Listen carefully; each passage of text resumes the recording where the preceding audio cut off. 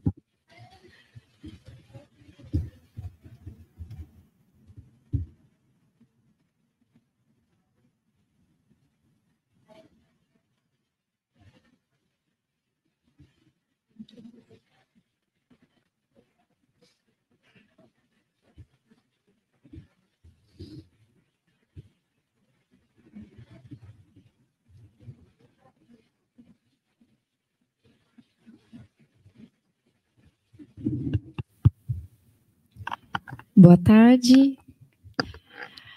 Bom, então, dando continuidade, a gente vai começar agora a mesa de comunicação Fenomenologia. A gente vai contar com a apresentação, 3 apresentações. A primeira do Gustavo Frota Lima e Silva, da USP. E o título da fala dele é Uma Fenomenologia da Injustiça, Iris Marion Young, sobre o enraizamento experiencial da crítica. Depois, com a Luísa Hilgert, da Unicamp, com o título Fenomenologia e Gênero. E, por fim, com a Ana Beatriz Gobo de Brito Souza, da UFABC, com a apresentação A Fenomenologia de Edith Stein. Passo a palavra, então, para o Gustavo. Gustavo, quando faltar 5 minutinhos, vou avisar, tá bom? Oi? 20 minutos, tá?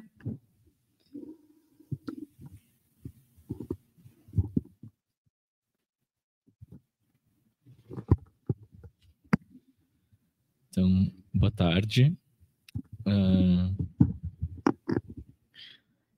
Então, em primeiro lugar, eu queria agradecer a organização pela acolhida do trabalho e pelo evento em si. Eu consegui acompanhar o segundo dia presencialmente, nos outros eu entrei online, mas eu estou gostando muito de todas as mesas e todas as discussões.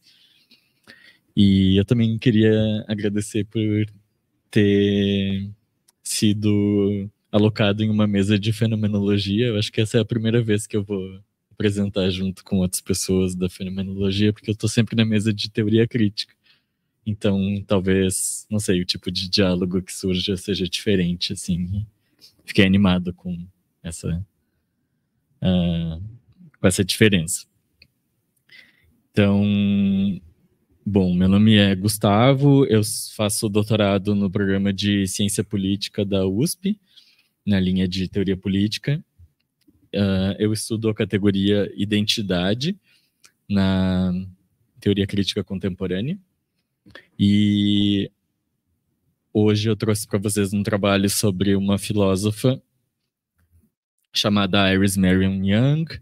Ela é norte-americana e faleceu em 2006. E foi um nome bastante importante da teoria crítica e da teoria política da segunda metade do século XX. O trabalho é intitulado Uma Fenomenologia da Injustiça, Iris Marion Young, sobre o enraizamento experiencial da crítica. Então, eu vou dar início à minha leitura. O enraizamento empírico das reflexões normativas representa uma das características centrais da teoria crítica. Nas obras que se filiam a essa tradição, há o esforço pelo estabelecimento de uma dialética de imanência e transcendência, que se expressa por meio de um intervalo a ser preservado entre, por um lado, as normas e, por outro, os contextos sociais que lhes dão origem. A força radical e a orientação para a emancipação da tradição crítica dependem, portanto, dessa abertura dialética em que se assume uma espécie de superávit de validade normativa frente à realidade social imediata, sem que se perca de vista o caráter reflexivo e historicamente enraizado de todo o empreendimento teórico. Esse caráter reflexivo da teoria crítica expressa-se pelo compromisso de que as perspectivas e experiências sociais de sujeitos vitimados por processos de opressão e dominação sejam, de certo modo, representados em termos filosóficos. Então, dito de outro modo, a perspectiva da teórica deve estar relacionada, de maneira dialógica, às perspectivas ditas participantes, sem que seja estabelecida a priori uma hierarquia entre os diferentes discursos, aquele discurso do filósofo e aquele do oprimido ou dominado. Então, sem que seja estabelecida a priori uma hierarquia entre os diferentes discursos socialmente produzidos. Ainda que tal enraizamento empírico-reflexivo seja um pressuposto geral da teoria crítica, são muitas as maneiras pelas quais os representantes da tradição os concretizaram desde os anos 30. Consideradas essas premissas, investigo neste trabalho o modo como tal empreendimento é figurado no pensamento de Iris Marion Young. Em especial, pretendo, seguindo Lois McNay, estabelecer uma crítica à tendência contemporânea de pensadores ligados ao campo crítico de desconsiderar a importância da categoria de experiência vivida e, deste modo, trair os compromissos teóricos da tradição em favor de uma crítica guiada por paradigmas e não por experiências de opressão e dominação. De Young é aqui figurada, especialmente no que diz respeito aos experimentos fenomenológicos da autora e ao que eu denomino de seu procedimento de ética da escuta. Assim, espero explicitar a maneira pela qual a perspectiva participante é representada na obra da autora de modo dialógico reflexivo, fazendo jus ao compromisso de enraizamento empírico da teoria crítica. Então, aqui eu passo para a primeira sessão do trabalho, que se chama O Projeto Ecumênico de Young. Exemplo notório da recepção e do desenvolvimento da tradição frankfurtiana em solo norte-americano, a teoria crítica desenvolvida por Iris Marion Young representa um valioso legado para aqueles que buscam analisar e combater as modalidades de opressão e dominação perpetuadas no tempo e experienciadas por diferentes sujeitos e grupos sociais. Em seus trabalhos mais celebrados, quais sejam Justice and the Politics of Difference, de 1990, e Inclusion and Democracy, de 2000, a autora desenvolveu reflexões que impactaram de modo decisivo os campos da teoria da justiça e da teoria democrática. A importância e a influência das formulações de Young podem ser verificadas por meio do engajamento estabelecido com suas ideias por parte de nomes centrais da tradição crítica, como Jürgen Habermas, Nancy Fraser, Rainer Forst e Sheila Ben-Habib, bem como por pensadores do campo liberal, tais como Brian Barry e Adam Tebel. Ainda que tenham promovido interpretações radicalmente diversas do legado da autora, essa gama extensa de críticos e comentadores podem ser aproximados tendo em vista a fração do arquivo teórico de Young que consideram digna de consideração e engajamento. Explica-se. Além das obras prestadas, que reúnem suas formulações teóricas mais discutidas, Young nos legou um número considerável de textos fenomenológicos, que raramente são mobilizados quando se tem em consideração a teoria crítica da filósofa. De modo geral, tais textos, que foram reunidos em um volume que se chama On Female Body Experience, de 2005, são, grosso modo, ignorados no que diz respeito às intervenções da autora no campo da teoria política, como se representassem um projeto paralelo e, à luz do pós-estruturalismo, de alguma maneira antiquado dela no campo da filosofia feminista. Nessa apresentação, quero propor que a desconsideração da obra fenomenológica da autora promove uma leitura empobrecida de seu legado teórico. De fato, indo de encontro a essa tendência de apagamento, quero propor, em consonância à leitura de Sonia Crux, que a apreciação conjunta de seus textos de caráter mais marcadamente estrutural e de suas obras de inspiração explicitamente fenomenológica permite que possamos considerar a visão binocular de Jung no que diz respeito à injustiça e à emancipação. Então, contrariamente aos comentadores usuais da autora, que só consideram a sua obra, digamos, estrutural, eu quero considerar a obra estrutural juntamente com a obra fenomenológica como se fosse um projeto crítico-filosófico inteiro, e não duas coisas que ela fazia em separado. Assim, busco aqui demonstrar que na obra da autora, a opressão e a dominação devem ser sempre considerados por intermédio das experiências e sentimentos subjetivos que despertam. Ao mesmo tempo, essas mesmas experiências e sentimentos devem ser sempre tomadas não a partir de um cartesianismo essencialista, mas em relação ao quadro estrutural e institucional que condiciona a vida e as emoções dos sujeitos da teoria. Em resumo, quero propor que na obra de Jung, as estruturas sociais são sempre vividas, ao passo que as experiências e sentimentos são sempre institucionalmente condicionados.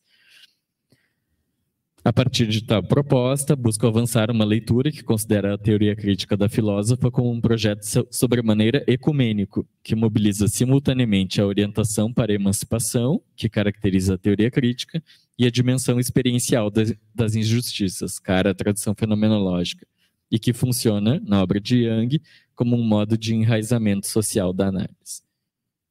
Então, passo para a seção 2, ética da escuta e o papel da fenomenologia.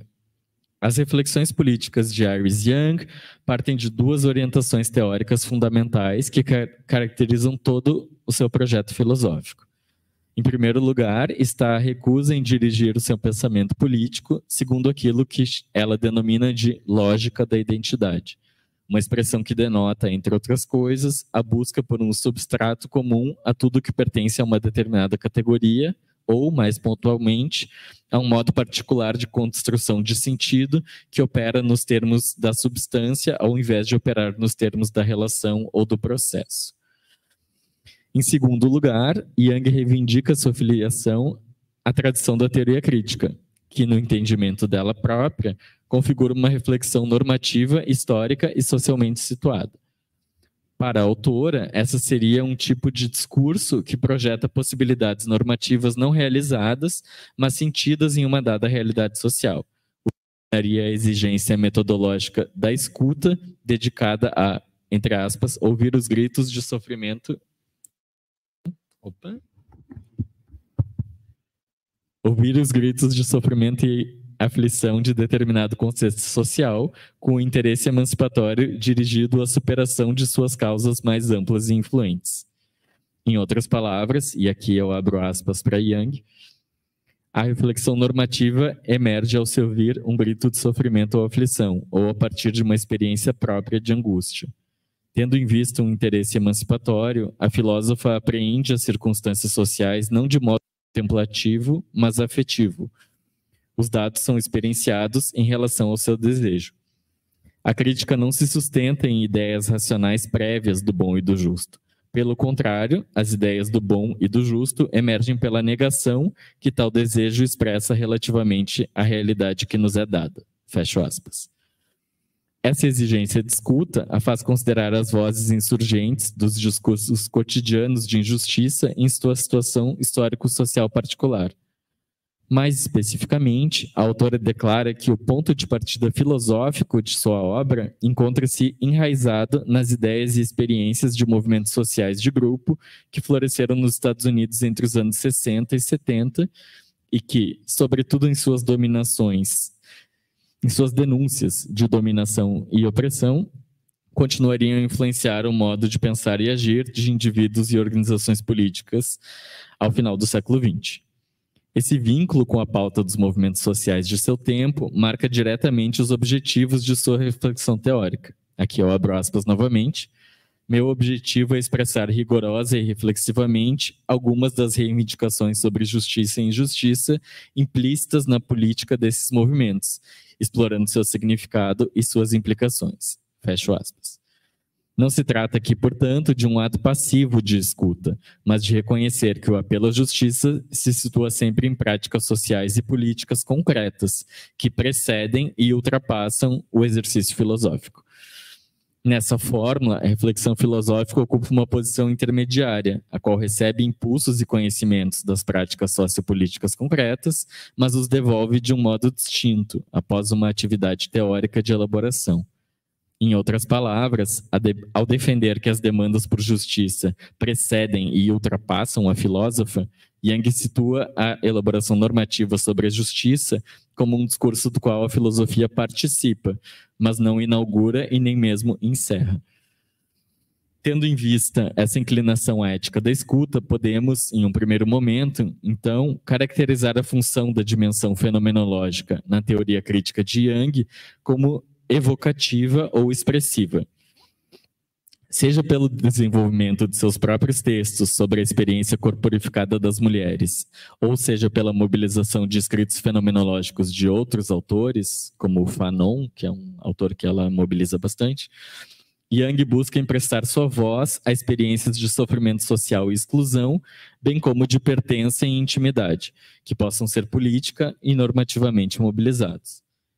Em On Female Body Experience, por exemplo, a autora nos diz que a função expressiva de sua prática fenomenológica está sempre articulada a um exercício de crítica social, que explicita as formas mundanas pelas quais a agência e as oportunidades para as mulheres são restringidas por normas sociais que regulam o comportamento corporal. Ocorre que, no contexto particular em que Jung escrevia, a exigência de escuta a aproxima daquilo que ela pretendia, por princípio, evitar. Que seria isso? A lógica da identidade. Vale dizer, muitas das reivindicações de justiça encampadas pelas vozes insurgentes de seu tempo afirmam um vínculo identitário com as coletividades das quais pertencem, e principalmente uma autocompreensão implícita que as aproxima de versões substanciais de grupo. Nas palavras da autora, abre aspas, em seus esforços para descobrir as especificidades de suas posições sociais de grupo e forjar relações de solidariedade entre aqueles que possuem uma posição social semelhante, os próprios movimentos sociais de grupo têm, por vezes, exibido essas tendências essencializantes. Fecha aspas. Atenta às questões da diferença em sua teoria da justiça e em sua teoria democrática, Jung está igualmente preocupada em não permitir que a dimensão fenomenológica de seu projeto crítico dê vazão a essas tendências essencialistas. Seguindo Crookes, temos que a fenomenologia na obra de Jung deve, então, ser compreendida como uma ferramenta para a investigação do anverso ou da dimensão vivida dos indivíduos frente às estruturas e instituições sociais que reproduzem gênero, raça, sexualidade, por exemplo. Assim, quando evoca a experiência corporal feminina, devemos ter em mente que Jung parte da pressuposição heurística de que tais vivências são simultaneamente idiosincráticas e gerais. Não são evocadas como verdades universais que expressam uma essência comum a todas as mulheres, mas como variações situacionais dos sentimentos e da agência de indivíduos que são involuntariamente localizadas em uma estrutura social que se perpetua no tempo por meio de uma série de práticas e instituições, como, por exemplo, a divisão social do trabalho em termos de gênero. Em Throwing Like a Girl, que é um dos artigos mais famosos dela, a autora propõe uma enunciação desse pensamento, que seria rearticulado diversas vezes ao longo de sua obra do seguinte modo. Então, abre aspas. Penso na descrição de experiências nos termos de uma notação musical. Trata-se da mesma notação para cada instância de performance, mas a música existe apenas em sua particularidade, e as performances particulares variam de formas impossíveis de serem enumeradas. Então, o que ela quer dizer é que o gênero pode ser uma notação musical, mas cada pessoa vai tocar aquela partitura de uma maneira única e diferente. Então, é dessa maneira como, enfim, o gênero pode expressar uma verdade geral, mas ele sempre vai ser incorporado de uma maneira particular. Mais de uma década depois, na introdução de On Female Body Experience, Jung retomaria este tema. Diz ela, Depois de lermos Foucault, Derrida, Kristeva e Irigaray, não podemos ceder à inocência de acreditar que a fenomenologia pode desvelar uma experiência incorporada pura, anterior à ideologia ou à ciência. Fecha aspas. Entretanto, ainda que concedamos, tal como Jung o faz, que o sujeito é discursivamente constituído, ou seja, que configura um efeito de práticas institucionalizadas, suas experiências e sentimentos não deixam de ter significado. Ainda que idiosincráticas, tais experiências podem revelar sofrimentos e possibilidades de resistência politicamente relevantes, na medida em que são necessariamente histórica e socialmente constituídas. Deste modo, para a autora, a fenomenologia representa uma abordagem relevante para se pensar sobre a subjetividade, na medida em que busca expressar, a partir do ponto de vista das experiências do sujeito constituído, na medida em que busca se expressar a partir do ponto de vista das experiências do sujeito constituído de forma a complementar, mas não duplicar, os métodos observacionais e interpretativos. Assim concebida, a fenomenologia é instanciada por Jung como uma ferramenta com ímpeto democratizante para a atividade teórica, na medida em que tensiona, desafia ou complementa o arcabouço analítico, estrutural e institucional. De fato, ela dá corpo ao fato de que a normatividade e a própria política sempre precedem e ultrapassam a atividade filosófica, de modo que os diagnósticos sociais e as agendas políticas não podem ser constituídos a priori ou de cima para baixo, ignorando os modos pelos quais as estruturas de injustiça são experienciadas pelos dominados e pelos oprimidos. É isso.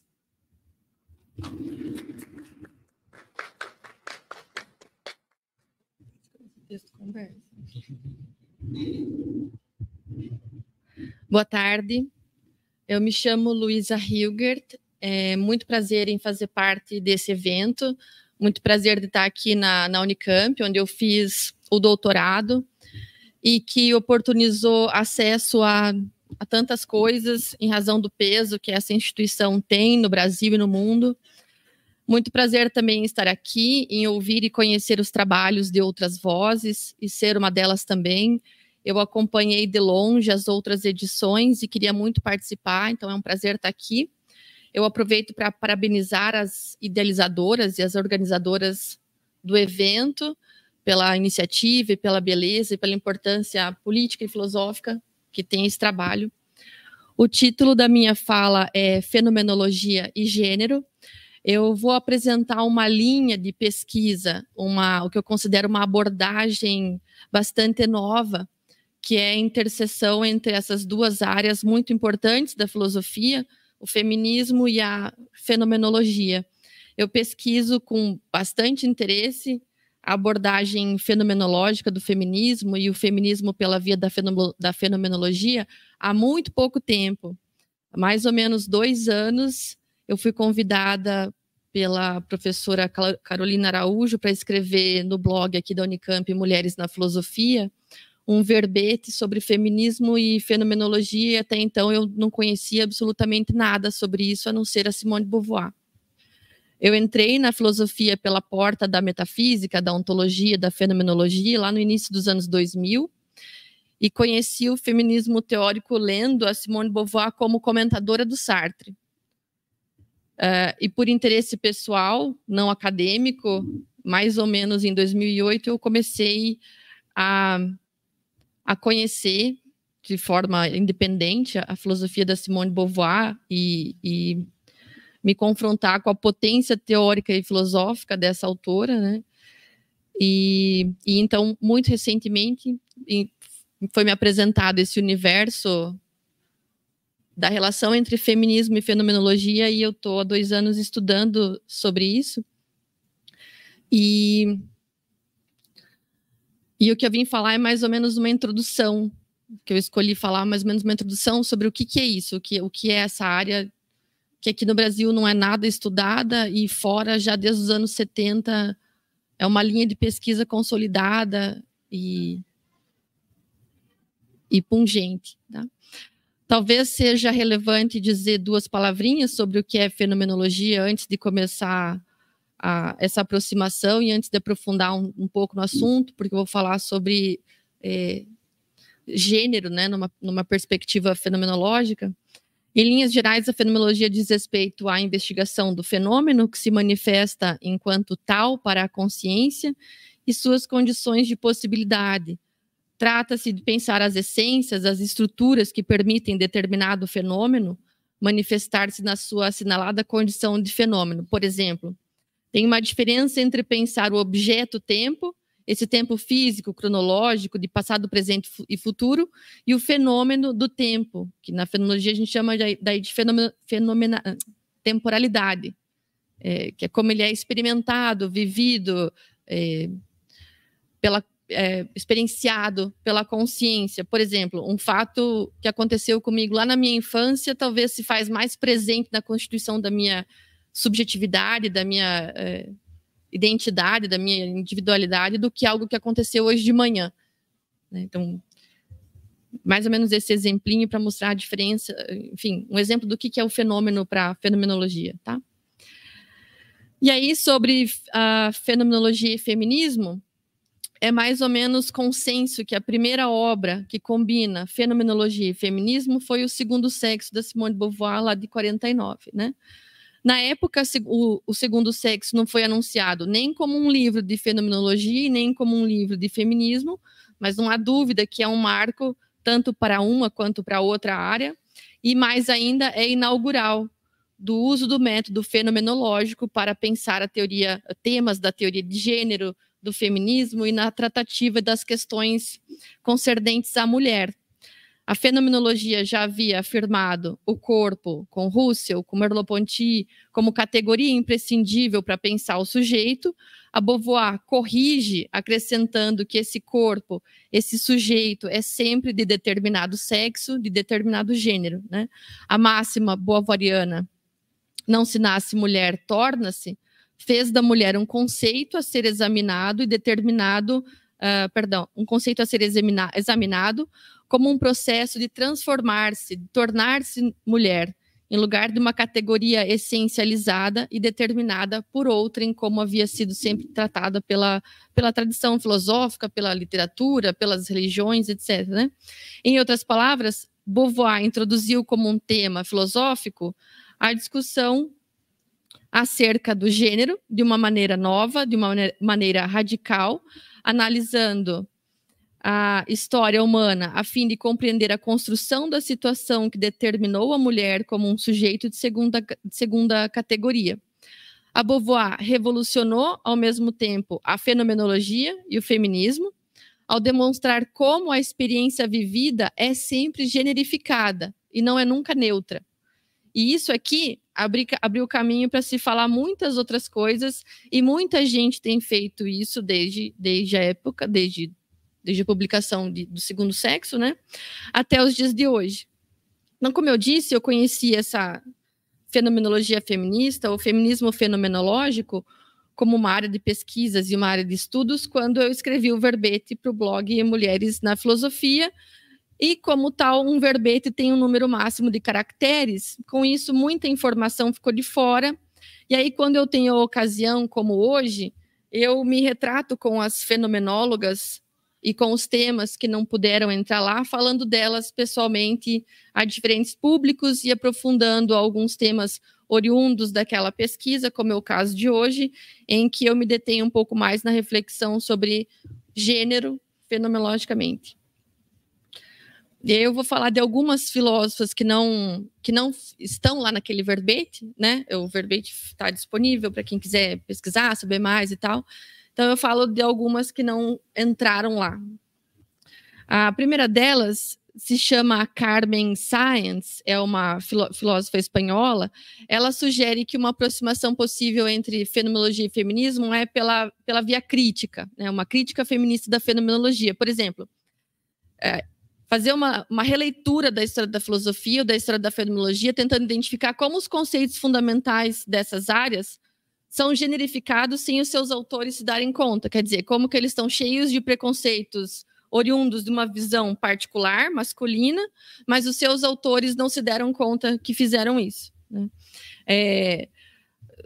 Os homens criaram conceitos importantes e desconsideraram a análise da situação, e da experiência particular que eles vivenciam e transformaram aquilo que era uma visão muito particular em algo universal e absoluto, né?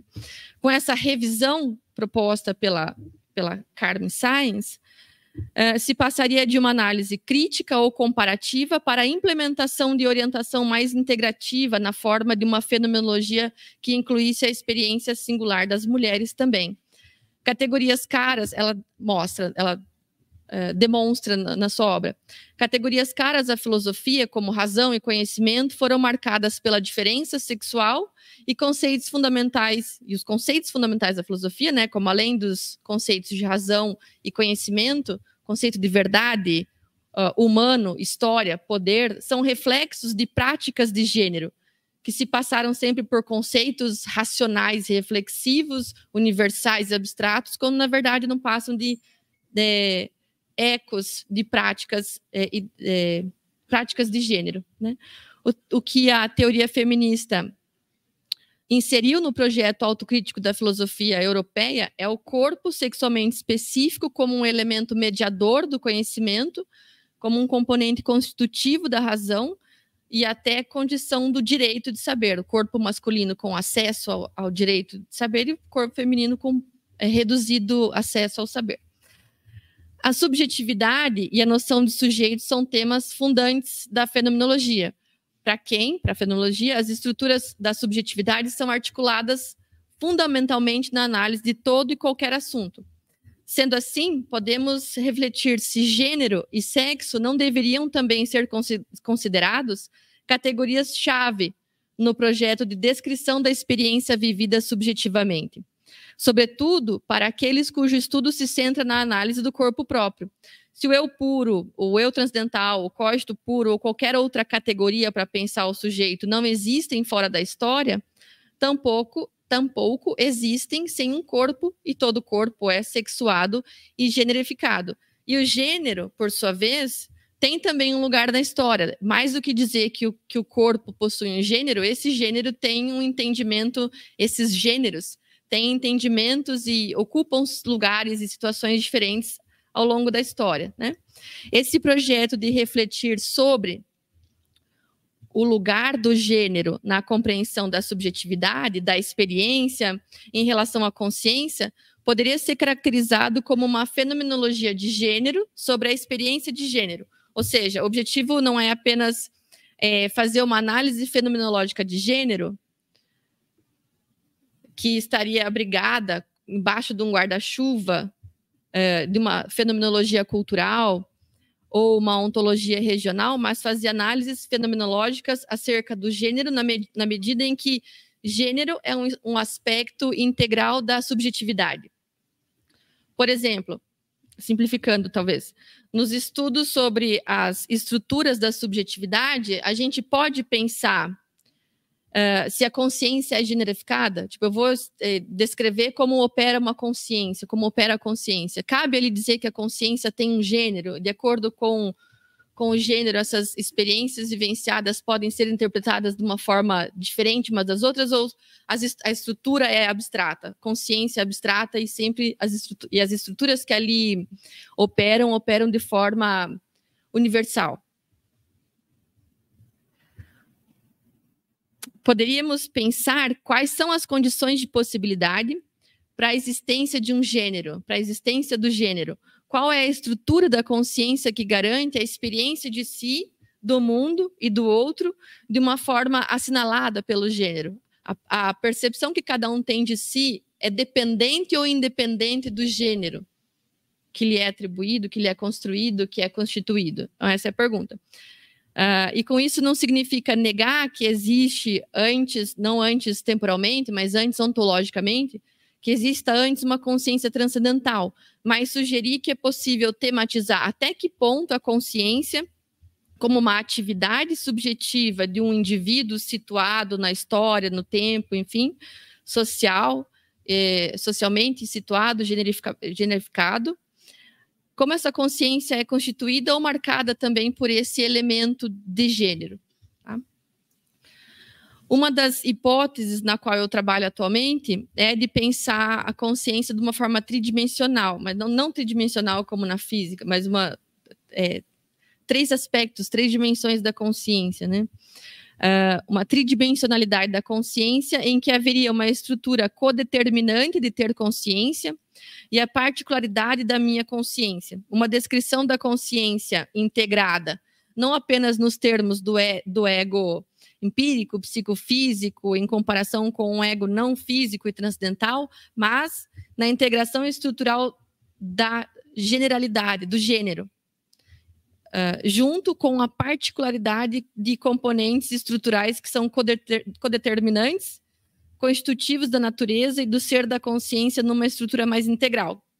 Em outras palavras, a ideia de que existe uma consciência transcendental que se manifesta num ego físico, né?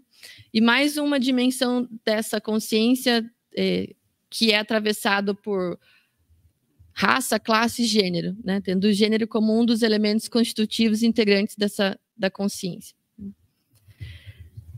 Então, essa é uma hipótese de trabalho para pensar o que é a consciência humana com essas três dimensões, né? E aí tem uma filósofa chamada Linda Alcoff, e ela tem um texto muito bonito, muito interessante sobre um feminismo crítico e experiência, em que ela se pergunta o seguinte: o negócio grande da fenomenologia, uma coisa importante da fenomenologia é pensar a partir da vivência da consciência, da experiência, né? A consciência intencional sempre se volta às experiências da consciência. Então, ela faz uma espécie de objeção a quando, no feminismo, na teoria feminista, a gente leva em conta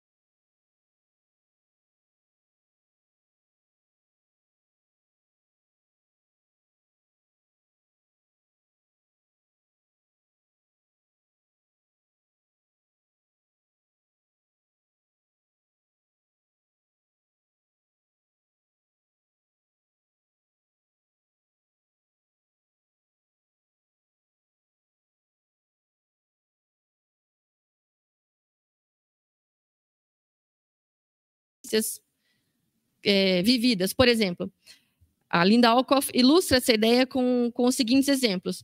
Há relatos de mulheres que dizem sentir satisfação e felicidade apenas na esfera doméstica e familiar, quando encontram sentido para a própria existência ao cuidar da família e criar os filhos, né? Há relatos de mulheres que, enfim, né, acho que todo mundo já sentiu isso algum dia, sentem repulsa pelo próprio corpo em alguma medida, né? Ou até relatos que mostram mulheres que vivenciaram violações sexuais e entendem que foram justas e merecidas, como no casamento, por exemplo, né? Não entendem aquilo como um estupro, mas entendem como algo justo e merecido, né? E aí, nesses exemplos, fica claro que as experiências e as interpretações subjetivas das próprias experiências são muito mais o fruto do produto de forças estruturais que moldam os significados dos eventos e, dessa forma, constroem subjetividades como conjuntos de práticas habituais e geram ocasião para determinados. As experiências subjetivas e os relatos sobre o entendimento das nossas vidas e os seus significados talvez não possam ser aceitos sem abrir mão da capacidade reflexiva ou de desafiar o poder da ideologia de gênero nessa interpretação das nossas experiências. E seria aí que a fenomenologia poderia contribuir para compreender melhor como que a experiência é entendida pela consciência e fazer essa relação entre subjetividade, intersubjetividade e objetividade. Bom, e aí a intenção era voltar até Husserl, explicar como que no Husserl a gente vê as coisas mesmas, o que é experiência no Husserl, mas essa parte eu pulo. Para dizer o seguinte: a experiência vivida por uma consciência generificada é que o significado das experiências subjetivamente entendido pela consciência não está fora da cultura e da história, mas é produzido por meio das ações corporificadas da consciência no mundo. Isso transforma não apenas a maneira como nos percebemos a nós mesmas, mas a maneira pela qual entendemos a cultura e a história, de modo que elas não são abstrações reificadas que se colocam sobre e contra nós, ou que podem ser reduzidas completamente ao terreno do relato da vida pura e simples. As experiências não são perfeitamente coextensivas ou coincidentes com o domínio do discurso da linguagem. A filósofa Iris Young afirma que o significado subsiste não apenas em sinais, o significado de uma experiência não subsiste apenas em sinais e símbolos, mas também no movimento e nas consequências da ação. A experiência carrega a conotação do contexto e da ação. Isso significa que tem várias e sutis maneiras pelas quais os significados e o movimento histórico das culturas podem ser transmitidos e transformados por meio de práticas não discursivas, né? Para retomar algumas coisas e já ir para a conclusão, o feminismo nos ensinou a suspeitar da naturalização das opressões e a reconhecer que há diferenças importantes na constituição das experiências das mulheres. A fenomenologia transcendental aprofundou a compreensão da experiência e a fenomenologia da existência, com Sartre, Beauvoir, Merleau-Ponty, outros, a fenomenologia da existência incorporou as experiências em múltiplas situações, descobrindo que elas não se manifestam nas determinações orgânicas dos sexos, mas sim nos estilos e comportamentos que se configuram na vida intencional da consciência. E aí, aliados, fenomenologia e feminismo, ou seja, a fenomenologia feminista, né, mostra que a razão não é o oposto do corpo, nem toda razão é abstrata, nem toda razão é colonizadora e opressora. O desenvolvimento das potencialidades não realizadas pela filosofia implica deixar de entendê-las como privilégio de um único gênero, para assumi-la, nas palavras de Russell, como uma tarefa infinita e uma responsabilidade comum para toda a humanidade. A fenomenologia feminista não é apenas a rejeição da uniformidade e da neutralidade do sujeito, mas também descreve as experiências vividas na primeira pessoa, de acordo com os tipos e as características do sujeito, e pede o reconhecimento das mulheres como sujeitos nas suas diferenças, mas sem discriminação com base nessas diferenças. Obrigada.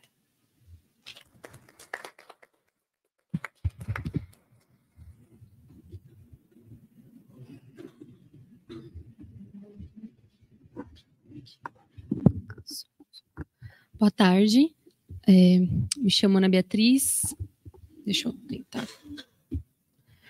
Eu atualmente estou fazendo uma pesquisa de iniciação científica, ela está no meio do caminho. Então, eu estou aqui numa posição de quem ainda está aprendendo, lógico que a gente sempre está aprendendo, mas como quem está aprendendo junto, eu me coloco aqui para apresentar essa fala, para, através também das perguntas, das colocações que vocês apresentarem, eu conseguir repensar a minha trajetória, conseguir repensar aquilo que eu estou pesquisando. Inclusive, essa última fala da minha colega já pontua várias coisas aqui desse texto, mas vamos deixar para o pós. Bom, a minha comunicação é sobre a fenomenologia em Wittgenstein, e inicialmente eu queria trazer alguns dados assim, biográficos, porque ela não é muito conhecida, apesar de ter sido uma figura importante na história da fenomenologia, para depois eu trazer como foi esse encontro da Wittgenstein com a fenomenologia e como ela tentou recusar os ismos, né, que estavam ali naquela época, o debate entre idealismo e realismo, e como ela usa o conceito de intersubjetividade para dar uma resposta ao que seria esses dois polos de interpretação sobre a natureza, né, sobre a realidade. Então, Wittgenstein nasceu em Breslau, em 1891, que atualmente é a Polônia. A dinâmica ali familiar dela foi muito propícia para um espaço de debate, um espaço em que ela poderia se colocar, se posicionar. E isso é interessante porque na autobiografia que ela faz, ela mostra em vários momentos que isso foi uma característica da sua personalidade que permitiu que ela chegasse no ambiente universitário com uma postura diferente e conseguisse adentrar em alguns ambientes que ali eram um pouco fechados para a figura feminina, né? Então, aos 19 anos, ela ingressa na Universidade de Breslávia com o intuito de estudar principalmente psicologia, e desde do início da sua trajetória acadêmica, ela se via enquanto uma figura histórico-política e com compromisso tanto com o passado quanto seu presente. E isso decorre, né, eu cito aqui uma parte da autobiografia dela, de uma consciência extrema da responsabilidade social e do sentimento de solidariedade que nos une não apenas ao conjunto da humanidade, mas também às comunidades mais restritas. Então, nesse período, ela participa da Associação Prussiana dos Direitos de Voto das Mulheres, que tinha como objetivo ampliar os direitos das mulheres e também fazer um papel, ele tinha um papel educativo, né, de fazer com que essas mulheres tivessem mais acesso a debates políticos e se colocassem tanto na esfera pública, mas principalmente nesses ambientes de intelectualidade, né. E quando, em determinado momento, que ela está ali em Breslávia, ela toma conhecimento da obra As Investigações Lógicas do Husserl, e ela percebe que a psicologia era uma área que ainda estava se desenvolvendo e ela não poderia ainda ser uma ciência com um fundamento, uma ciência que colocava um fundamento para si própria, né? E aí, a partir das leituras dela, ela entende que a fenomenologia seria essa área do conhecimento mais fundamental e que ela precisaria buscar para, então, dar sequência às suas investigações, às suas inquietações. Então, ela entra ali, ela pede transferência para Gotinga, que é aonde Husserl estava no momento, e a primeira fase do pensamento dela é justamente essa fase fenomenológica, onde ela vai, a partir do método fenomenológico, pensar, primeiramente, a empatia, na sua tese de doutorado, mas ela também vai pensar o lugar da psicologia, da ciência, né, das ciências do espírito, e ela também vai fazer um tratado sobre o Estado nessa primeira fase. Nesse período também, a tese dela sobre a empatia, a tese de doutorado, ela tem um bom resultado ali, né, tem uma repercussão boa, e Husserl propõe que ela publicasse a tese dela junto com a sua obra Ideias no Anuário para Filosofia e Pesquisa Fenomenológica. E aí ela retrata que, quando eles têm esse diálogo, ela se propõe a ser assistente do Husserl ali durante alguns anos. E aí chega num ponto que ela muitas vezes é conhecida como a assistente do Husserl. Então, que foi falado aqui em vários momentos, né, a mulher colocada como esse lugar de um outro, né, mas não vou me ater a isso, vou tratar como um dado apenas da biografia dela. Então, ela fica ali como assistente por um tempo, e nesse período, ela é recebida por algumas pessoas também pelo assistente do Husserl, e alguns outros estudantes ali que são vinculados a uma fenomenologia realista. E aí só um outro dado importante, assim, ela faz amizade com uma filósofa fenomenóloga chamada Hedwig Conrad Martius, e elas duas são as primeiras mulheres a ganharem o título de doutoras ali na Alemanha. Mas, apesar delas terem esse título, nós não estudamos elas quando nós estudamos fenomenologia, né? Então, um dos intuitos dessa minha fala é para que a gente busque outros referenciais desse momento que não apenas Heidegger ou o próprio Husserl, né? Então, elas estavam ali dentro desses debates e estabelecendo diálogos assim constantemente com o que esses homens estavam produzindo também. Mas, em determinado momento da vida dela, ela passa por uma crise na adolescência com relação à fé. Ela vem de uma família judia, e durante a adolescência ela passa por uma crise existencial, uma crise muito profunda, e ela deixa esse assunto de lado. Só que em 1922, então ela já tinha defendido a tese dela, ela toma contato com as obras da Teresa d'Ávila e ela passa por uma experiência de transformação da visão de mundo dela. Então, ela inaugura ali uma segunda fase do pensamento dela, que é a partir do momento que ela se torna católica e ela começa a fazer escritos de cunho antropológico e pedagógico. A terceira fase do pensamento dela é uma fase mais mística, quando ela decide entrar no Carmelo de Colônia. E aí, nessa segunda fase dela, ela tentou por diversas vezes ser professora, ela foi barrada e ela já tinha ali um interesse de se vincular mais intimamente à instituição religiosa e ela adere ao Carmelo de Colônia. E a última fase dela, que é essa de caráter mais místico, ela escreve uma obra em resposta, em tom crítico, a Ser e Tempo, de Heidegger. Ela escreve uma obra chamada Ser Finito e Ser Eterno. E aí, em 1942, ela é levada para Auschwitz e é assassinada na Câmara, por ser judia. Então, a vida de Edith Stein nos mostra uma trajetória multifacetada, marcada por sua jornada acadêmica em meio a fronteiras intelectuais. Nessa comunicação, busca traçar seu percurso até a fenomenologia para demonstrar sua inconformidade com os modos de pensar reducionistas, então o idealismo e o realismo. Consciente das críticas que a fenomenologia enfrentava naquele período, Stein se propôs a compreender a fenomenologia em seu caráter mais fundamental, como um método de pensamento que se abre diante da complexidade da realidade, suspendendo suas preconcepções para possibilitar o retorno às coisas mesmas.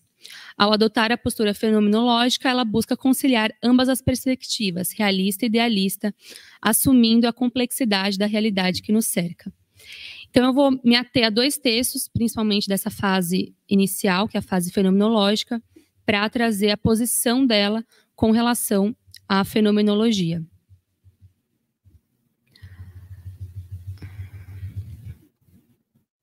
Então, só um minutinho. Então, embora ela tenha sido influenciada pela perspectiva realista da fenomenologia, Edith Stein argumenta que o propósito do método fenomenológico, conforme apresentado por Husserl, não se compromete necessariamente com o idealismo ou o realismo.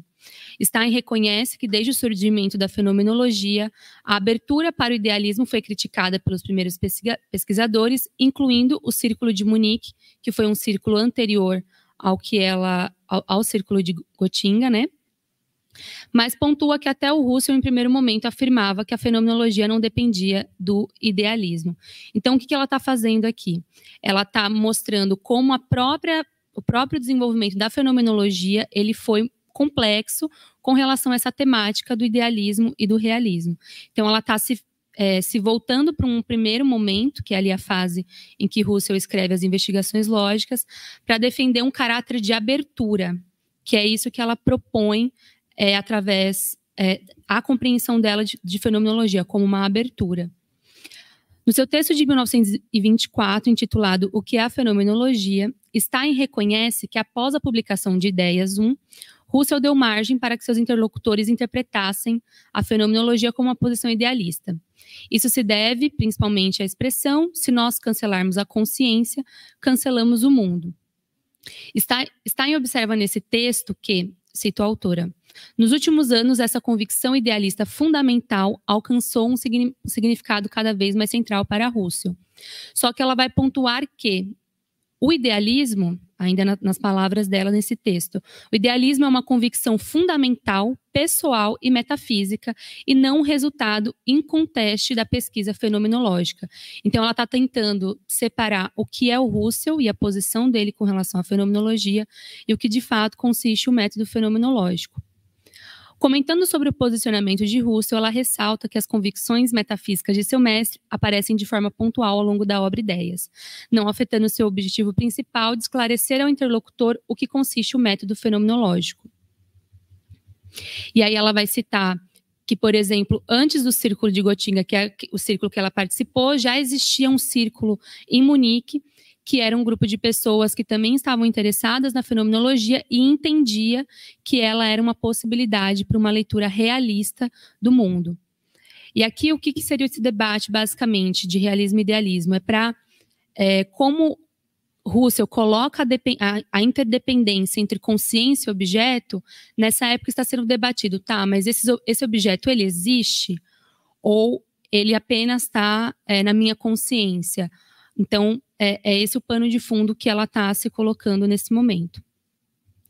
Stein identifica na fenomenologia de Russell o surgimento de um novo período na história da filosofia, advindo do caráter singular do procedimento fenomenológico. Neste, a filosofia não se limita a deduzir certas verdades, mas lida com uma multiplicidade delas, sempre descobrindo novas ao longo do caminho. No entanto, tampouco se baseia na intuição de verdades gerais, a partir de casos particulares, como ocorre nas ciências naturais. Então, a fenomenologia não se propõe nem como um método dedutivo, nem indutivo. E aí ela vai falar o que caracteriza, então, a fenomenologia. Ela é um conhecimento intuitivo das verdades filosóficas. Estou citando a autora, perdão. Então, ela consiste num conhecimento intuitivo das verdades filosóficas, as quais certas verdades que são evidentes em si mesmas e não necessitam ser deduzidas de outra. Portanto, para a filósofa, o método fenomenológico é sui generis, pois trata da intuição de verdades essenciais captadas por meio de uma análise objetiva. É importante ressaltar que nesse primeiro momento, para Einstein, o conceito de verdade ele é vinculado à objetividade.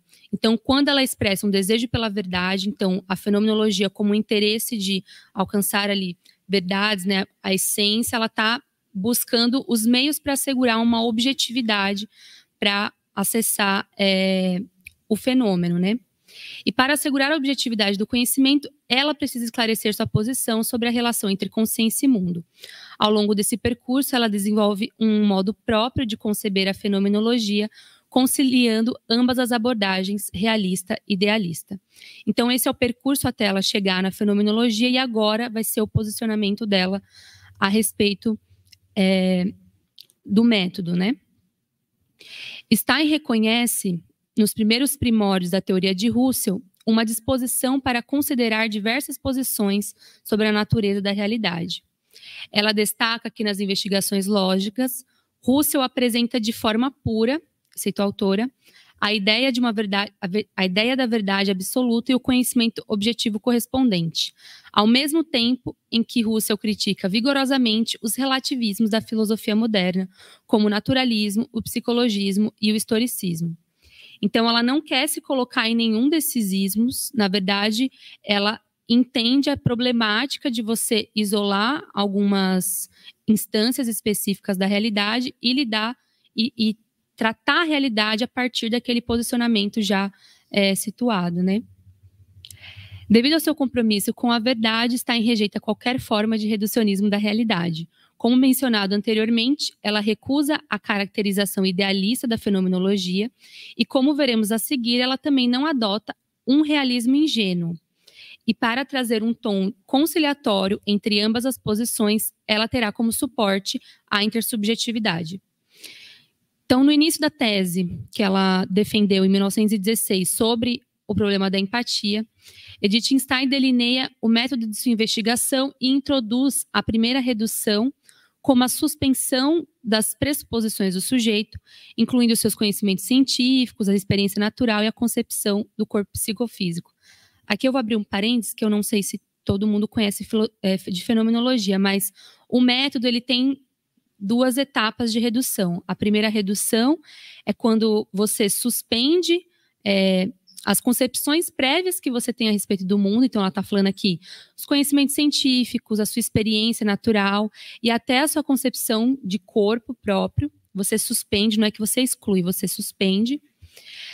Só que ela destaca que mesmo que você suspenda essas instâncias, existe uma coisa que ela é indubitável, que ela não é passível de dúvida, que é a sua vivência com o objeto.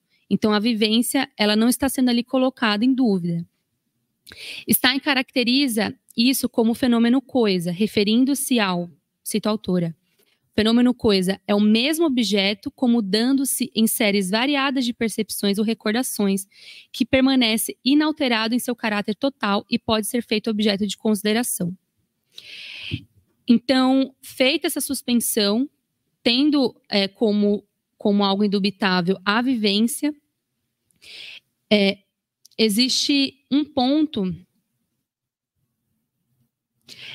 A existência do objeto ela também pode ser colocada ali em suspensão. Eu não vou entrar muito aqui por conta do tempo, mas momentaneamente a existência desse objeto pode ser colocada em suspensão e aí você vai ter uma relação com aquele fenômeno mundo, que é o objeto da investigação da fenomenologia. E aqui é o centro, é o coração do texto. Vou tentar falar em 3 minutos. É natural que quando nós ouvimos isso, quando a gente tem contato com o método fenomenológico, nós pensemos que há uma tendência ao solipsismo, nos restringindo à realidade somente das nossas vivências, sem considerar o mundo sensível. Então, se a vivência é a única coisa que não pode ser colocada em suspensão, então pode ser que o mundo sensível ele seja desconsiderado.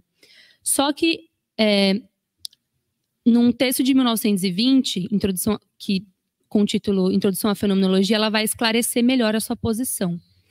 Nesse texto, ela recusa a posição idealista de Russell, no qual o objeto ele é necessariamente experienciável e cognoscível, e coloca a importância de considerar a experiência comum que nós temos com esse objeto. E aí ela vai tomar como exemplo a sensação. Então, quando eu me relaciono com um objeto, quando eu tenho uma vivência com aquele objeto, e eu tenho uma sensação, e eu comunico com outra pessoa, ó, tal objeto gerou essa sensação em mim. E a outra pessoa vira e fala, também gerou em mim, ela vê nisso um outro grau de vivência. Porque tanto eu quanto um outro está falando de uma mesma sensação com relação a esse objeto que está no mundo. Então, ela vai chegar a 2 evidências. A experiência do mundo externo compreende o ser dado de outros sujeitos cognoscentes e o conteúdo da experiência é o mesmo. Tá dando uma travada aqui, mas já estou terminando. Então, quando o sujeito constata que existem outros que são capazes de experienciar a mesma coisa, ela constata não somente que existem outros sujeitos cognoscentes, mas também que há um mundo ao qual eles compartilham intersubjetivamente. Tanto Russell quanto Stein irão tratar da vivência empática como essa apreensão das vivências alheias e o reconhecimento das vivências do outro, e considerá-la como uma estrutura sintética responsável pela unificação das percepções subjetivas e condição para a existência de um mundo intersubjetivo. Então, eu concluo dizendo que, para Stein, a comunicação intersubjetiva será parte do nosso processo de conhecimento e também servirá como garantia da autonomia do mundo com relação à consciência, embora não se possa falar de conhecimento do mundo sem uma consciência. Para a filósofa, a disputa entre idealismo e realismo é apaziguada quando compreendemos que o conteúdo de minha experiência é também compartilhado por outras pessoas, mas que só podemos falar de algo comum porque nós dirigimos a um mesmo mundo que nos transcende. Isso poderia nos dar a impressão de que Stein assumiu uma posição realista. Como reforça Juvenal Savian Filho, não podemos considerar que ela assume o mesmo percurso do que seria um realismo ingênuo, que coloca correspondência entre consciência e objeto, sendo o conhecimento admitido como a formulação de juízos corretos sobre o mundo. Pelo contrário, Stein recorre justamente à noção de intersubjetividade para assegurar a realidade do mundo externo e, ao mesmo tempo, admitir a complexidade que há nessa relação entre nós e o mundo. Obrigada.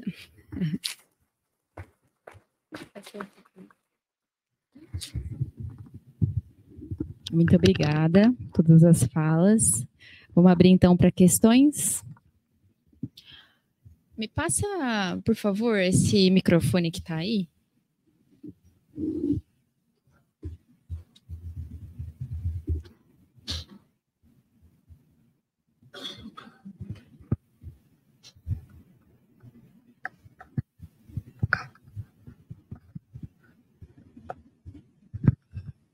Deu, tá me vendo? Muito obrigado por todas as apresentações, todas muito interessantes. Eu teria uma pergunta para cada, se der tempo, né? Mas, enfim, se alguém tiver mais, depois também a gente pode cortar.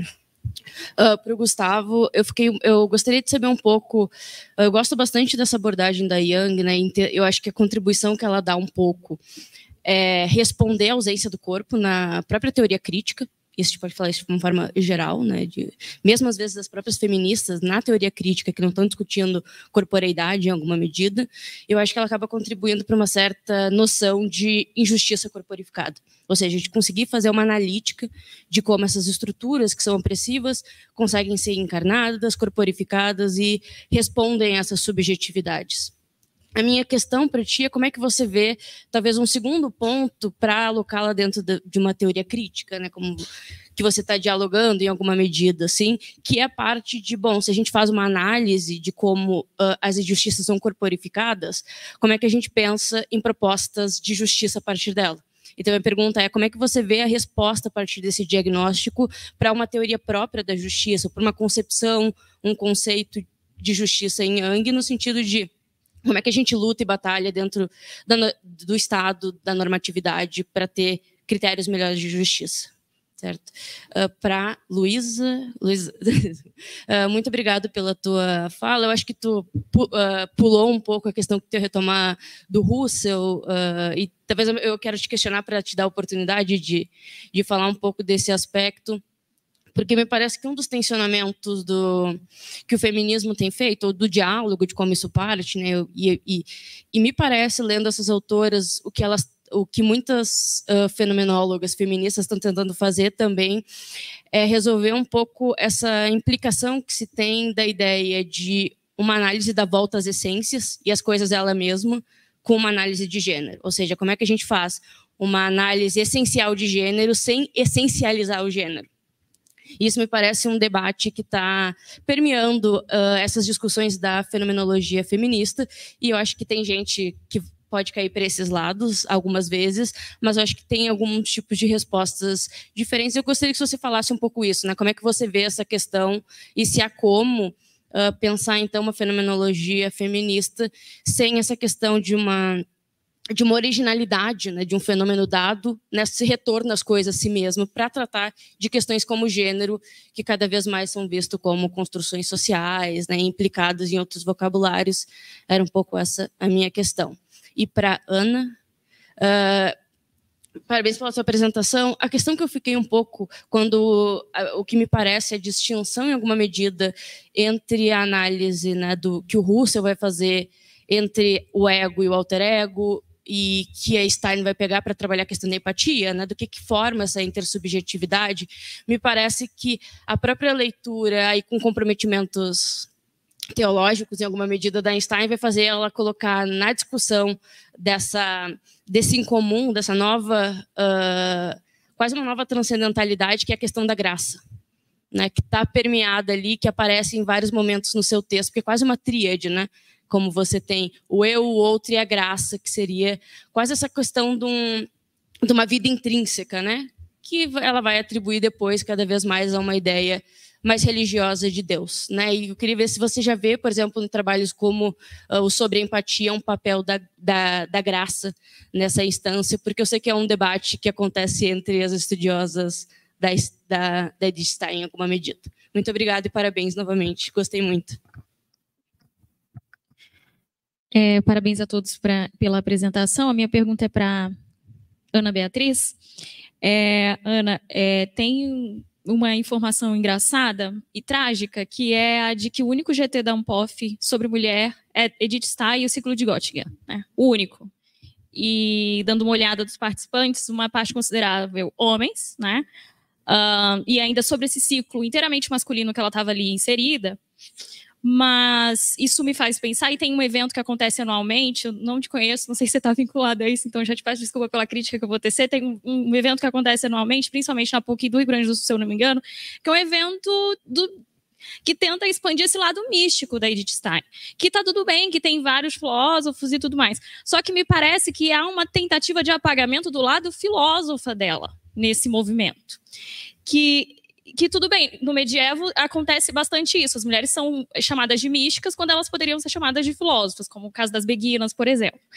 E aí eu queria saber um pouco da sua impressão sobre isso, porque a Edith Stein tem uma metafísica muito forte, uma estrutura, né, uma concepção de metafísica muito forte. Ela tem uma contribuição interessante para a filosofia da mente e para a filosofia da psicologia. Então, ela tá ali, isso que você fala do realismo metafísico dela. Então, ela tem questões metafísicas muito, desculpem a palavra, fodas, assim, do ponto de vista de problemas canônicos, mas ela é lembrada, às vezes, por uma interpretação da graça, por causa dessa coisa dela, desse lado místico, dela ter se convertido ao catolicismo, ter virado, enfim, ter ficado no convento, e a partir dali do que surge disso, né? Então, queria que você falasse um pouco sobre esse lado filósofa ou mística dela e como a gente resgata o lado filósofo dela acima desse lado mística, que me parece que no Brasil, geralmente por filósofos homens interessados em teologia, interdisciplinaridade entre essas duas áreas, esse interesse surge. Desculpa a prolixidade e parabéns pelo trabalho. Vou complementar, porque eu acho que tem a ver um pouco com a minha pergunta, porque eu estava nesse evento da PUC, e todas as vezes que uma leitura como próxima da tua foi tentada ser feita, assim, né, que entrou para esse debate, todas as vezes perguntavam da graça, então foi quase uma pergunta retórica, no sentido de, será que é necessário entrar nesse âmbito, ou dá para reinterpretar essa noção da graça de outra forma? Só porque eu acho que a gente está falando da mesma coisa em alguma medida.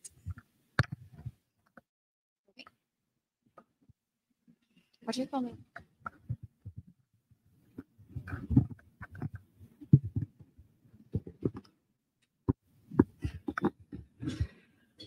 Bom, obrigado pela pergunta e pelas outras apresentações. Acho que fiquei muito interessado no trabalho de vocês e muito feliz de ter participado da mesa. Bom, a respeito da normatividade em Jung e do que seria uma noção de justiça corporificada, eu acho que eu concordo com você, assim, que talvez o grande ganho da maneira como a autora desenvolve o seu projeto crítico seja, em primeiro lugar, pensar, virar o pensamento sobre a injustiça um pouco de cabeça para baixo, né? Então, ao invés de a gente pensar, bom, o que seria uma sociedade justa, ou quais princípios de justiça deveriam ordenar uma sociedade, ou, enfim, a maneira, digamos, rawlsiana, o ponto de partida, como eu falei, são as próprias experiências de injustiça, ou como alguns movimentos sociais, com os quais ela tem uma adesão, digamos, partizã, interpretam certas experiências de dominação ou opressão. Então, você vai fazer uma teoria da injustiça para pensar sobre a justiça, e essas injustiças são sempre, como você falou, corporificadas, né? Elas são experienciadas de alguma maneira, são restrições à capacidade do sujeito ser ele mesmo, ela mesma. E acho que nesse sentido, tanto a teoria da justiça quanto a teoria democrática da Jung teriam, digamos, no seu aspecto positivo, né, do que seria a justiça mesmo, um aspecto também corporificado. Por exemplo, em Justice and the Politics of Difference, ela vai fazer uma crítica do liberalismo pelo atomismo metodológico, então pensar a justiça a partir de um indivíduo, mas ao mesmo tempo ela vai criticar o comunitarismo russoniano, digamos assim, a partir de uma crítica da noção de comunidade, e o caráter normativo, ou a categoria normativa dela é cidade, né, ou vida urbana, ou vida na cidade. Então ela vai pensar a partir da nossa vivência em cidades, o que seria, digamos, uma vivência em cidade justa, né? E eu acho que a cidade é necessariamente um lugar onde corpos circulam ou interagem uns com os outros. E em relação à teoria democrática, ela dá muita ênfase aos estilos retóricos ou as vozes em si, e não apenas aos argumentos, né, como seria na teoria habermasiana. Então, acho que também tem uma dimensão corpórea aí na maneira como ela interpreta o que seria uma decisão democraticamente justa ou injusta. Então, acho que eu concordo com você, assim, que o grande ganho seria a corporeidade ou a dimensão corporal da injustiça, mas acho que se você tenta positivar e olhar para a teoria da Yang a partir do que seria a justiça e não a injustiça, também está corporificado. Obrigada pela tua pergunta e principalmente pela generosidade com a qual tu fez tua pergunta, né, para que eu voltasse a um assunto que não deu tempo de falar. Eu esqueci teu nome. A Ana falou um pouquinho, né, mais do que eu, do método fenomenológico, disso de voltar às coisas mesmas, né, principalmente no Husserl, que é o criador da fenomenologia. Então, voltar às coisas mesmas, que é isso que eu tentei defender um pouco, que seria uma contribuição válida da fenomenologia para o movimento feminista e para as teorias feministas para além que não são fenomenológicas, né?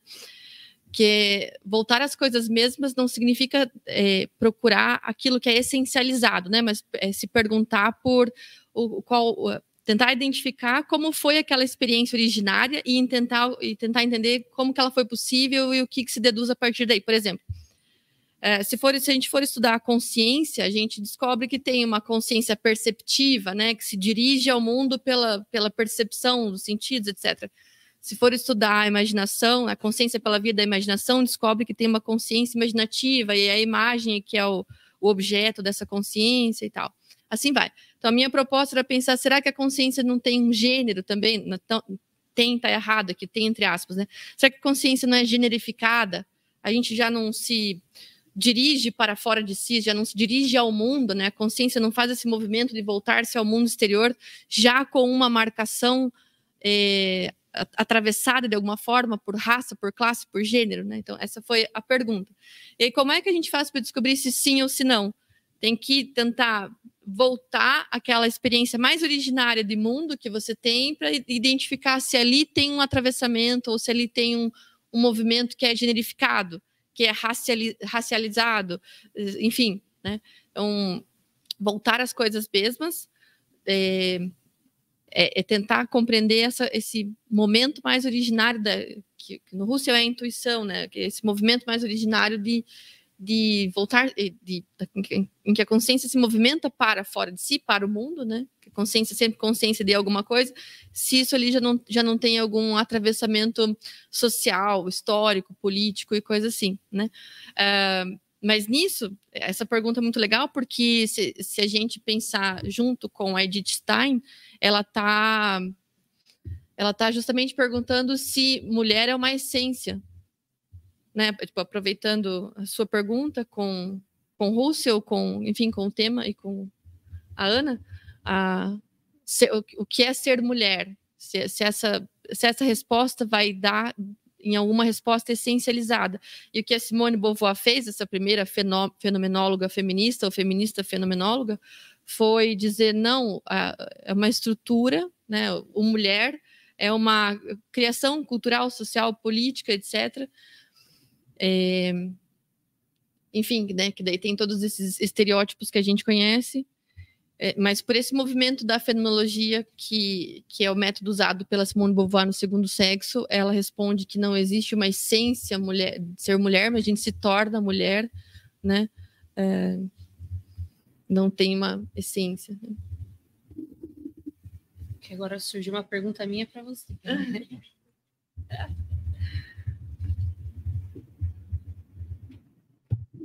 Eu acho que eu vou aproveitar isso que você falou para a gente pensar juntos, tá, gente? Não estou colocando aqui, surgiu agora. Essa questão da consciência ser generificada, né? Eu não tenho uma resposta sobre isso, até porque a questão surgiu para mim agora, mas o Husserl, ele tratou da empatia também, só que ele foi só até um ponto, né? Ele falou ali da empatia como uma vivência que nos ajuda a ter uma unidade com relação ao conhecimento do mundo. Aí a Edith Stein pega isso e fala, ele não deu conta desse tema. E aí ela traz a discussão para um âmbito antropológico. Então, como a empatia, na verdade, ela atravessa o nosso processo de constituição enquanto pessoa. E aí surgiu essa pergunta agora, é porque ela era mulher que veio esse segundo passo? Porque ela teve aulas com ele sobre esse tema, foi algo curto, assim, foi um semestre que ela teve, e aí ela chega para ele e fala, você não esgotou o assunto. Ela era um pouco ousada, que bom. Mas ela chegou e falou, você não esgotou o assunto e eu quero ir adiante. Mas, enfim, quem sabe num próximo encontro eu trago alguma coisa. Mas sobre a questão da distinção de Russell entre ego, alter ego, o outro eu e a graça, eu estou limitada a essa primeira fase dela fenomenóloga, né? Fenomenológica. Não que ela tenha rompido, mas que ela ainda não passou pelo processo de aquisição dessa visão de mundo cristã, né? Então, a graça, nesse momento, ela não aparece, pelo menos nos textos que eu estou estudando dela no momento. As pessoas às vezes até perguntam, né? Mas a concepção de espírito que ela traz, só que a concepção de espírito dela não é uma concepção religiosa. Porque ela vai tratar a empatia como uma vivência do espírito, como se fosse algo mais profundo do que eu falar que é uma identificação. Então, eu não consigo responder essa pergunta no momento, porque a minha pesquisa ela se limita à primeira fase, né? Mas acho que já entra na pergunta da Natália também, a respeito do caráter religioso da Edith Stein aqui no Brasil. Isso tem a ver com a forma como ela foi trazida para cá. Então, a primeira obra que veio para cá foi Edith Stein, convertida, carmelita, mártir. Então, é uma obra de caráter religioso. E a primeira obra dela traduzida foram orações. Então, demorou muito para ela ser reconhecida como filósofa. E aí, quando ela é reconhecida, já tem todo esse conjunto de pessoas que já estão falando dela enquanto religiosa, né, enquanto mística. E aí, assim, em alguns momentos eu lido com essas questões também, mas o que me consola hoje, que me faz dormir tranquila, a gente estuda muitos homens que falavam explicitamente de religião, enquanto falava de filosofia no meio do caminho, e a gente não joga eles fora, a gente continua estudando. Pode ser um argumento fraco? Pode, mas é o que me consola no momento. Então, eu não acho que a gente precisa desconsiderar totalmente a pessoa porque ela está trazendo uma dimensão religiosa. A colega até falou hoje mais cedo a respeito da Bell Hooks, quando ela traz também algumas vivências que ela teve ali, cresceu num contexto católico, depois foi para o budismo. Então, eu acho que quando a gente pede para o sujeito ser neutro e não trazer outras instâncias que atravessam ele, porque é isso, as pessoas, elas creem, elas têm outras vivências para além dessa vivência acadêmica que a gente está aqui. E eu acho que quando ela consegue trazer isso de forma sistemática, de forma que ela se coloque aberta à crítica, aí a gente está fazendo filosofia. Agora, quando ela coloca, sei lá, Deus já é um pressuposto, e aí tudo isso se sustenta, aí fica difícil fazer filosofia a partir disso. Então, eu acho que, pelo menos o pouco que eu conheço da Edith Stein hoje, ela tenta ter esse rigor filosófico mesmo, de trazer discussões e temas que qualquer pessoa consiga discutir, mas ela não vai se fragmentar para fazer isso. Ela vai se expressar ali de forma autêntica a partir das vivências que atravessam ela, né? Pelo menos é o que eu entendo hoje. Pode ser que a Ana, do ano que vem... E eu fui no simpósio... só para terminar, senão vai ficar parecendo uma conversa de boteco aqui. Eu fui no simpósio no passado e eu fui na sua apresentação, inclusive, que foi quando eu tive conhecimento da fenomenologia política e tudo mais, que também era algo que eu não tinha conhecimento. E eu só estou aqui hoje porque eu vi no seu Instagram da Natália sobre o Vozes. Então, é a primeira vez que eu venho no Vozes, que eu acompanho. E eu acho que é isso, é essa comunidade, é essa troca mesmo, essa necessidade da gente estar sempre em diálogo que nos ajuda ali a caminhar. É isso. Bom, então, você quer fazer uma pergunta? Se pudesse rapidinho, porque a gente estourou no tempo. Mas, vou te passar o microfone para ficar na gravação, tá?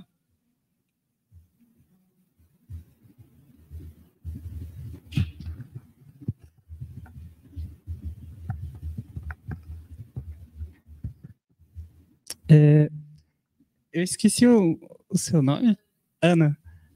Quando você falou é Judith Stein, né? É que eu sou muito novo nesse assunto, perdão se eu falar alguma besteira.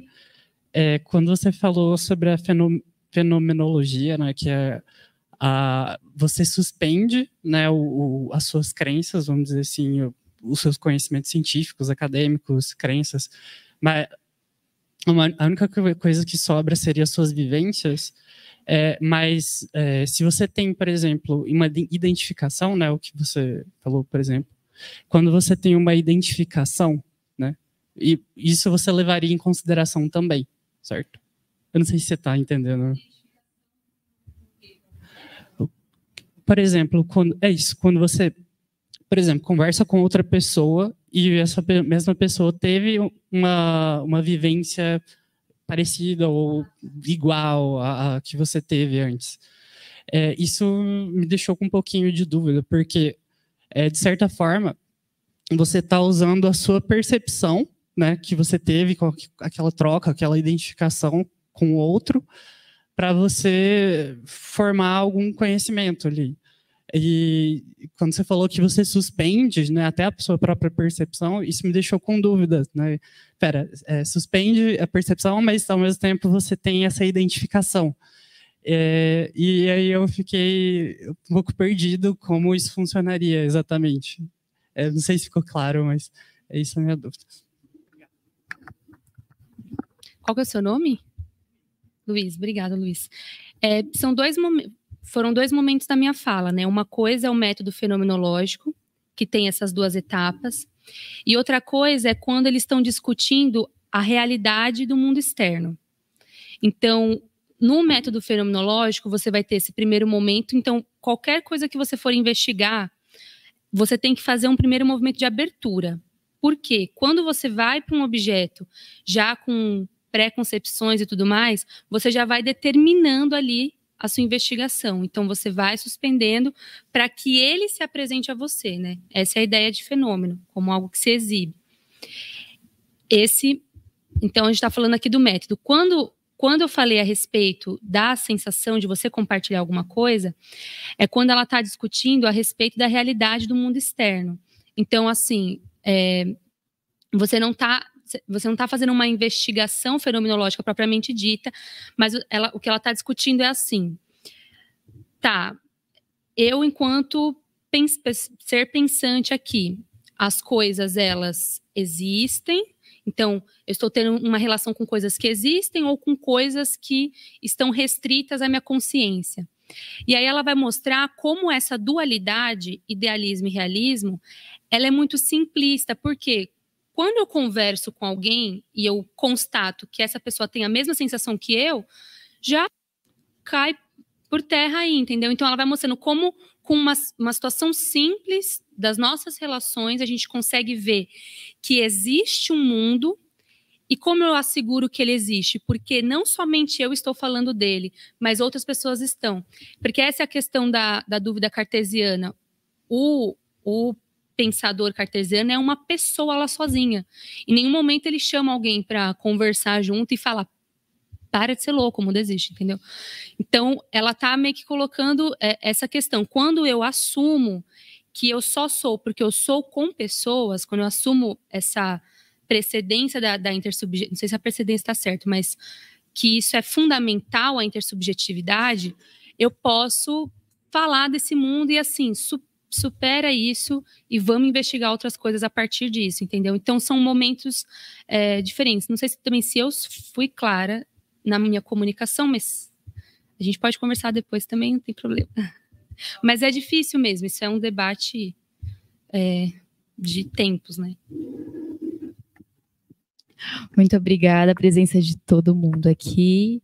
Então, a gente vai encerrando essa mesa e convido vocês para a mesa de encerramento sobre maternidade e docência, com a professora Monique Ruchoff, aqui do departamento, e a Michele Seixas, que está vindo de Santa Maria. Essa mesa será às 5h30, então a gente vai ter um intervalinho agora, tá? Então, muito obrigada a presença de todos.